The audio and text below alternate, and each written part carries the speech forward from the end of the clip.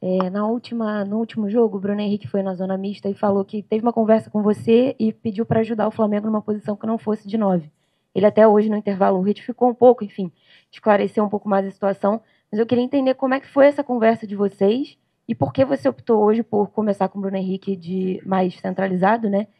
Mesmo tendo, por exemplo, o Juninho voltando para o banco, enfim, e entrou ali no final também. Obrigada. Bom, o Bruno, umas semanas atrás, falou para mim que ele se sentia mais confortável jogando em outra posição, mas que estaria à disposição sempre para ajudar no que eu precisasse. Mas, claro, tendo o Pedro disponível, optei por colocar o Bruno na posição que ele pediu, no caso, para que ele se sentia mais confortável.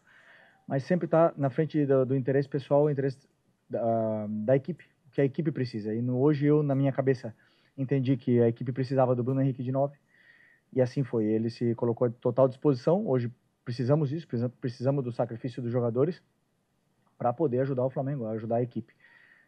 Infelizmente não conseguimos a vitória e sempre vai cair a culpa nos jogadores de sempre. Vão sempre os que estão fora eram os que deveriam ter jogado. Isso é sempre assim no futebol, mas eu sempre sigo, como eu falo para vocês, a minha convicção do que eu acho que é melhor para a equipe. Felipe, boa noite. Gabriel Orfan, canal Paparazzo Rubro Negro e Revista Placar. Felipe, ainda falando sobre essa questão do ataque, o seu time cresceu muito de produção no segundo tempo, especialmente após as substituições. Você entrou com o Alaciano, no fim você acabou colocando o Juninho junto, e ambos tiveram uma boa atuação, ao menos do meu ponto de vista. Queria saber o quanto isso impacta na sua decisão de escolher o time para os próximos jogos, jogadores que entenderam que talvez fosse uma oportunidade de ouro para eles, e o Wallace, mesmo depois de toda a polêmica que teve recentemente, entrou muito bem, o Juninho, com pouca minutagem, também entrou muito bem, então o quanto isso influencia na sua decisão para as próximas partidas? Os jogadores, eles estão sempre tentando demonstrar para o treinador no campo, durante o jogo e durante os treinamentos, que eles estão à disposição, estão num bom nível para poder ajudar a equipe, né? Eu sempre tenho muita informação, eu vejo todos os treinos, eu vejo tudo o que eu acredito que os jogadores me passam de mensagem no campo, para depois eu poder tomar as melhores decisões. Sempre que um jogador entra e entra bem e a equipe melhora, ele se credencia sempre a poder ter mais minutos. Felipe, boa noite. Mauro Santana, do canal Mauro Santana. De que maneira trabalhar o time, já que daqui a 3 dias tem um jogo decisivo, importantíssimo, que vai ditar o destino do Flamengo na Copa Libertadores, para não deixar que essa derrota, da maneira como ela aconteceu e pela atuação da equipe, que isso não contamine o time diante do Racing em Avejaneda? Bom, você falou bem, temos que esquecer rápido, né, a derrota, corrigir os erros do que aconteceu. Realmente fizemos um primeiro tempo muito abaixo. Tecnicamente cometemos erros que não costumamos cometer. Demos inúmeras chances para o adversário poder ganhar terreno no campo. Isso nos levou a cada vez estar mais inseguros com a bola e eles aproveitaram a oportunidade. Como eu falei, esquecer o mais rápido possível o que aconteceu hoje, corrigir os erros e pensar quarta-feira. Quarta-feira temos o jogo mais importante da temporada, mais importante do ano até agora, e não tenho dúvida que a ambição de todos, que todos queremos estar nessa final, estar em Lima, a nossa cabeça vai estar focada para esse jogo, e principalmente 4 dias de descanso nos dá a possibilidade de recuperar todo mundo fisicamente. Boa noite, Felipe, aqui. Sidão Marinho da Litoral News. Tirando os confrontos diretos contra os times do rebaixamento, Fortaleza só tinha vencido Bragantino e Fluminense no Campeonato Brasileiro, hoje venceu o Flamengo. Era um jogo que o Flamengo poderia assumir a liderança. Queria te perguntar o peso dessa derrota, visando o Campeonato Brasileiro, mas principalmente quarta-feira. A gente viu hoje um Fortaleza com muita força no gramado, né, batalhando por cada bola. E os argentinos normalmente entram ainda mais potencializados dessa forma. Essa atuação te preocupa a quarta-feira e também para esse restante do Campeonato Brasileiro? Bom, como eu falei, cada jogo tem uma história, o adversário te coloca dificuldades, cada adversário tem peças com características diferentes que vão te colocar sempre dificuldades. O Fortaleza foi assim, né? Não contávamos com essa atuação e com essa derrota. É verdade que viemos de uma sequência muito pesada, com jogos aí a cada 3 dias, e jogos duros, tanto a nível físico como a nível mental, mas absorver o mais rápido possível. Eu gosto sempre de tirar a limpo, né, o que a gente fez mesmo na vitória, as coisas ruins, e também na derrota não foram só coisas ruins, também houveram coisas boas. Então, dizer para os jogadores o que realmente aconteceu no campo e a partir daí preparar para o jogo de quarta-feira. Felipe, aqui. O Flamengo vem de uma boa atuação contra o Botafogo, depois o Palmeiras e depois o Racing. E está aí para disputar o segundo jogo da semifinal da Libertadores. Você acha que essa partida que acontece no intervalo entre os dois jogos, o Flamengo vai ter que correr lá em Avejaneda também, acaba que inconscientemente o jogador ele acaba entrando, se preservando um pouco mais no jogo, tirando um pouco mais o pé, até com medo de sofrer uma lesão, de se machucar e ficar fora de uma semifinal e quem sabe até de uma final de Libertadores, caso o Flamengo passe? Eu queria que você falasse um pouco sobre isso. Bom, pelo menos eu quando jogava, nunca, jamais. Eu entrava no campo e dava a minha vida independente do adversário que tinha pela frente. E eu acredito que eles também. Como eu falei, o jogo hoje, nível técnico, domínios, passes, até mesmo ataque ao espaço, coisas que a gente fez muito menos e pior do que a gente vinha fazendo nos últimos jogos. Isso deixou o Fortaleza mais confortável dentro do campo, cometemos cada vez mais erros e demoramos para entrar no jogo.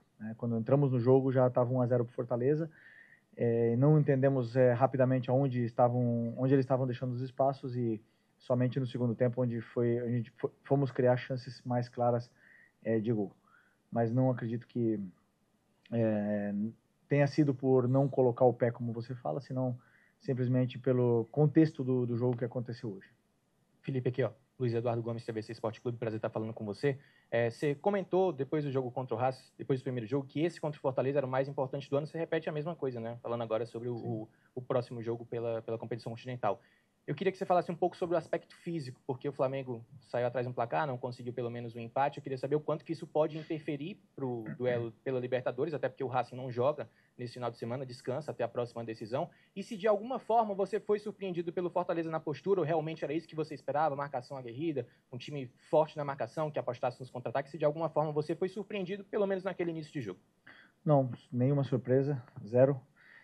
Um treinador com as ideias muito claras, estava muito evidente o que ia acontecer no jogo e sabíamos que íamos ter dificuldade para poder entrar nesse bloco do Fortaleza e que eles iam apostar sempre na transição, que já foi assim contra o Cruzeiro, né, com o Breno Lopes e hoje Barreiro, né, Barreiro, o atacante. Então sabíamos bem dessa dupla de ataque e dos contra-ataques que eles iam nos proporcionar.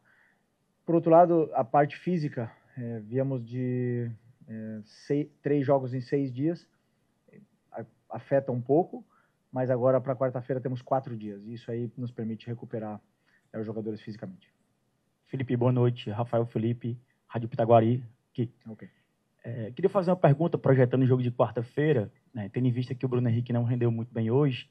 Se você projeta tirar um homem de referência, jogar com algum falso 9, ou projeta um ataque, já que deve haver espaços no jogo, deve ser um jogo de que o Racing vai fazer muita pressão no Flamengo e pode acontecer espaços em transição, jogar em velocidade.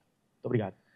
Bom, ainda temos que preparar o jogo, temos que estudar bem o que aconteceu no último jogo, que a gente acha que pode acontecer no próximo jogo.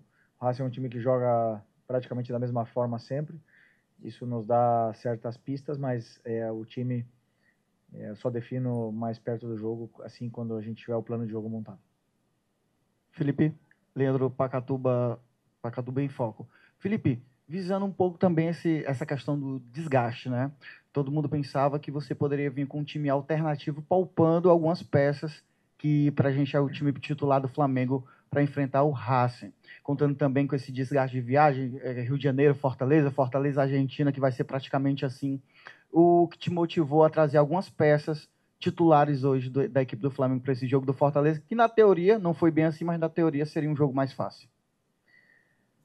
Bom, primeiro que o time que entrou no campo hoje é o time que eu acreditava que era o melhor para ganhar do Fortaleza. E tenho que pensar, na minha opinião, simplesmente em ganhar do Fortaleza, era o que eu tinha na minha mente. E eram jogadores que estavam bem recuperados, estavam frescos, estavam em um bom momento para poder para poder vencer, tendo em conta tudo o que aconteceu nos últimos 3 jogos antes desse jogo do Fortaleza.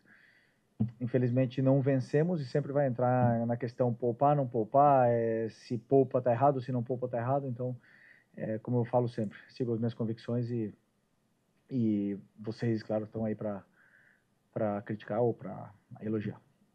Felipe, aqui, por favor. Toninho Vieira, estamos aqui com a nossa equipe do Portal Crajubá, Rádio São Francisco FM, do Crato, Tempo de Juazeiro. Permita-me abrir um parêntese para cumprimentar o Rodrigo. Há muito tempo que a gente não se vê. E eu gostaria de saber, pelas experiências que você fez durante essa partida, você colocou Plata, o Bruno Henrique, Juninho, o Alacian. Claro que você não vai adiantar agora, mas isso te ajudou a ter uma definição em relação de quem deve ser o 9 para o jogo decisivo diante do Racing? Todos eles já jogaram de 9. Todos eles que você citou. Bruno Henrique, Plata, Wallace, Juninho. Opções eu tenho. O jogo de hoje é um jogo totalmente diferente do que vai acontecer na próxima quarta-feira. Como eu falei, ainda vou estudar bem como vai ser o próximo jogo e a partir daí montarei o plano de jogo e os jogadores que vão jogar. Obrigado, boa noite, pessoal. Valeu.